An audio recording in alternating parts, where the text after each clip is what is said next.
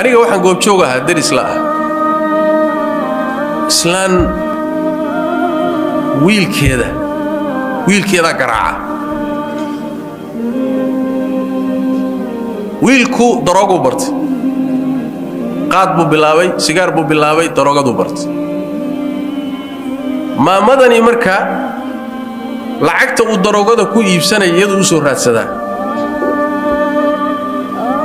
markuu ka waayana wuu dilaa wuu garaacaa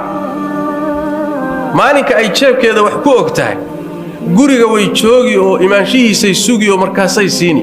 wuu ka tegi maalinka jeebkeedu maran yahay waa inay guriga ka qaxdo ma seexanayso reeraha dariskay la soo seexani ilaa ay wax soo hesho ay wiilka ku qanciso guriga imaan mayso kaasoo kale habeenkiisa in la iska seexdo soo ma dhaamin هذا الاسكسح دات علمه مركه waxay isaga lagu ciqaabi wala tu'jibka amwaluhum wala awladuhum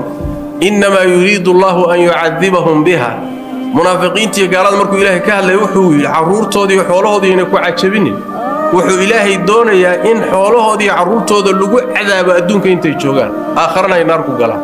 marka ilmahaagiiba hadii cadaab lagaaga dhigo soo gadeed ma waxay ka iimaanaysaa adiga ayaa dadaalkii la rabay aan bixinin tarbiyadii baad lumis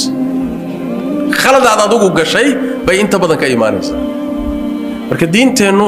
carruurtii bay noo tarbiyanaysaa carruurtii bay ku laylaysaa